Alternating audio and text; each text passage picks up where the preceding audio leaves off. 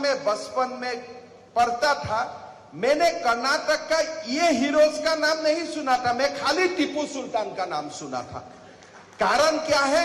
भारत का जो left historian है, ये लेफ्ट हिस्टोरियन लोगों ने हमेशा मुगल का बारे में लिखा, कोई भारतीय देश प्रेमिक का बारे में उन्होंने कभी लिखने का कोशिश नहीं किया। आज प्रियंका जी ने बोला है कि हमारा जब सरकार आएगा हम मुसलमान का रिजर्वेशन दोबारा दे देगा। मैडम, आपका घर का जब कुछ काम होगा आप तो सब कीजिए, हमें कुछ बोलना नहीं है, लेकिन दो प्रश्न का उत्तर दीजिए। जब अंबेडकर जी ने कॉन्स्टिट्यूशन बनाया था, बाबा साहेब ने हमें संविधान दिया था, क्या वो संविधान में लिखा था धर्म का ऊपर रिजर्वेशन हो सकता है? लिखा था क्या? अगर आप मुसलमान को 4% देता है तो क्रिश्चियन को भी 3% दीजिए, हिंदू को भी 90% दीजिए, लेकिन आप एक रिलीजियन को क्यों देगा? तो आज बोम्मई जी ने कितना बड़ा काम किया कि जो बाबा साहेब का आइडियोलॉजी का खिलाफ दिया था, बाबा साहेब ने बोला था कि रिजर्वेशन एसटी का होगा, एससी का होगा, ओबीसी का होगा, धर्म का अनुसार देश में रिजर्वेशन नहीं होगा।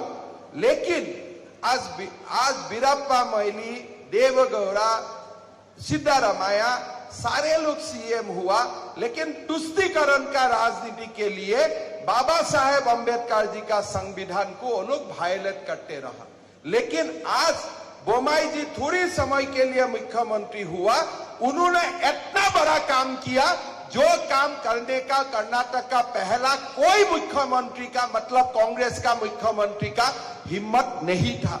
आज येदियुरप्पा जी और बोम्मई जी ने मिलके 4% मुसलमान रिजर्वेशन को खत्म किया, लिंगायत को 2% रिजर्वेशन दिया, भोकालिगा को 2% दिया। अभी प्रियंका जी बोल रहे कांग्रेस सरकार आने से हम दोबारा मुसलमान को रिजर्वेशन दूंगा। मैं बोल रहा हूं मैडम, आपको 10 बार जन्म लेना पड़ेगा फिर जाके आप ये काम कर सकेगा, ऐसे नहीं होगा। आज हमें बोल रहा हूं कि यूनिफॉर्म सिविल कोड चाहिए। किस लिए हमें यूनिफॉर्म सिविल कोड चाहिए? अगर हमारा एक हिंदू महिला शादी जब होता है, बिना डाइवोर्स उनका हस्बैंड दूसरा शादी नहीं कर सकता है।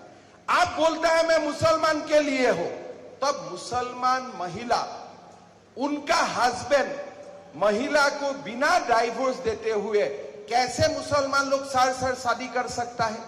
ये तो रूल का खिलाफ है, ये तो ह्यूमन रूल का खिलाफ है। आज एक मुसलमान बच्ची 16-17 साल में एक हस्बैंड का घर में शादी होता है, 26 साल में एक दूसरा उनका घर में और एक आ जाते हैं, फिर 3 बार आता है, 4 बार आते हैं। तो ये क्या मुसलमान महिला का खिलाफ नहीं है? तो आज जो हमने यूनिफॉर्म सिविल कोड का मुद्दा उठाया, हमको बोल रहे हैं कि आपने ये कम्युनल बात किया। अरे हमारा हिंदू महिला तो ठीक है, ये इनके लिए नहीं, हमने तो मुसलमान महिला के लिए बोला है कि यूनिफॉर्म सिविल कोड हमें चाहिए। कारण अगर भारत को आगे बढ़ना है तो मुसलमान महिला खाली बच्चा जन्म देने वाला मशीन बन के नहीं रहेगा, उनको भी डॉक्टर और इंजीनियर बनने का अधिकार होना चाहिए। तो ये बात जब हम बोलता हूं, हम कम्युनल होता हूं कि हम सेकुलर होता हूं? हम तो सबसे बड़ा सेकुलर होता हूं। आज आप बोलिए, एक हमारा हिंदू बेटी जब घर से शादी होता है, अपना पिताजी का संपत्ति में उनका अधिकार होता है। क्या मुसलमान बेटियों को भी वो अधिकार नहीं होना चाहिए कि संपत्ति में, पिताजी का संपत्ति में मेरा अधिकार होना चाहिए?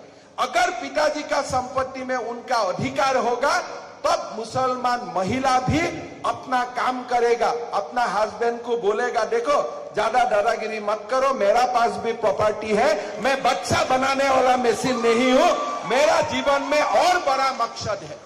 तो मैंने प्रियंका गांधी जी को पूछना चाहता हूं, अगर आपका कोई कारण में आपका रिश्तेदार होता है और वो बेटी का हस्बैंड 4 बार शादी करेगा तो आपका मन में कितना दुख लगेगा?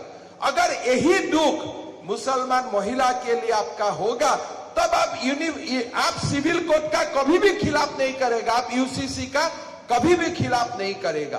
तो ये बात हमें समझना चाहिए कि कांग्रेस पार्टी ना मुसलमान का है ना हिंदू का है। कांग्रेस पार्टी खाली अपना खेती करने के लिए है, बाकी वो कोई किसी के लिए नहीं है और ये गलती करना भी नहीं चाहिए। आज मैं कर्नाटक का जनता को यही अपील करूंगा, मोदी जी का नेतृत्व में आज कर्नाटक भारत का नंबर 1 स्टेट बनने का रास्ता में चल पड़ा है। आज जब आप मैसूर हाईवे देखता है, आपने बड़ा बड़ा यहाँ का इंफ्रास्ट्रक्चर देखता है और साथ साथ में आज जैसे महापुरुष का सम्मान होता है, इससे हमारा मन में विश्वास होता है कि हम पहला बार एक नया भारत का ओर आगे बढ़ रहा हूं। आज कांग्रेस का देने वाला कुछ नहीं है। कांग्रेस पार्टी का यही पुराना बातें है कि मैं आपको ये दे दूंगा, ये दे दूंगा। राहुल गांधी को मैं यही बोलना चाहता हूं कि आप झूठ मूठ का बात लोगों को मत बोलिए। मोदी जी ने करके जो दिखाया वो बात कभी कांग्रेस ने करके नहीं दिखाया। आज हमें क्या बोल रहे हैं कि बीजेपी का गवर्नमेंट करप्ट है, लेकिन मैं एफिडेविट पढ़ा, बोम्मई जी का प्रॉपर्टी 5 साल में नहीं बढ़ा। अगर प्रॉपर्टी बढ़ा है तो शिव कुमार जी का प्रॉपर्टी बढ़ा है, बोम्मई जी का प्रॉपर्टी इंक्रीज नहीं हुआ है। एक पुराना कहानी में याद दिलाता हूं, जब राजीव गांधी भारत का प्रधानमंत्री था, राजीव गांधी बोलते थे कि मैं दिल्ली से 100 रुपया भेजता हूं, लेकिन गांव में 10 रुपया पहुंचता है। तो 90 रुपया कौन खाते थे? वो समय में तो बीजेपी नहीं था, उनका ही पार्टी का सीएम था, उनका ही पार्टी का पंचायत था, उनका ही पार्टी का जिला परिषद था। मतलब राजीव गांधी खुद बोल के गया है, मैं 100 रुपया गांव में भेजता हूं, 10 रुपया गांव को मिलता है और 90 रुपया कांग्रेस का लोग रास्ता में खा जाते हैं। ये मेरा बात नहीं है, राजीव गांधी जी खुद रिकॉर्ड में बोल के गया है। तो इसीलिए मैं इतना ही बोलना चाहता हूं, प्रधानमंत्री मोदी जी का नेतृत्व में हमारा देश आज नवनिर्माण का रास्ते में निकल पड़ा है। ये महान भारत को हमें विश्व गुरु बनाना है। कांग्रेस का हाथ में कुछ नहीं है। कांग्रेस खाली हमें बंटवाने का राजनीति करता है। आज कांग्रेस का 75 साल 7 साल सरकार रहे, हमारा असम में इतना दिन का सरकार रहा, लेकिन कोई कांग्रेस का सरकार ने आज तक असम का अस्मिता के लिए काम नहीं किया। किसी ने कर्नाटक के लिए काम नहीं किया, किसी ने गुजरात के लिए काम नहीं किया। हमारे भारतवर्ष के लिए आज मोदी जी ने काम कर रहे हैं। मैं पुनः Assam society of Bangalore and Assam association of Bangalore को धन्यवाद देता हूं। आपने 2 साल बाद बोलने का मौका दिया। मैं असम का सीएम भी हूं, साथ में बीजेपी का कार्यकर्ता भी हूं, तो बीजेपी का बारे में अच्छा बोलना और बोलने से मेरा मन भी पवित्र होता है।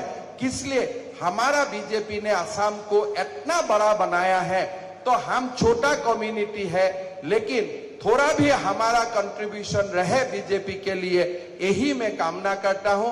और आज असम का बाहर जितना लोग बाकी प्रदेश से आए हैं, सबको मैं निवेदन करूंगा कि हम लोग छोटे ही हो, लेकिन कर्नाटक में बीजेपी के लिए आप जितना हो सके कंट्रीब्यूट करें। मोदी जी के लिए आप कंट्रीब्यूट करें और घर का, इलाका का, नेबरहुड का जो भी है सबको बोलिए बीजेपी को जिताने के लिए। 2 शब्द बोलते हुए मैं मेरा वाणी का विराम देता हूं। बहुत बहुत धन्यवाद। जय असम, जय भारत माता।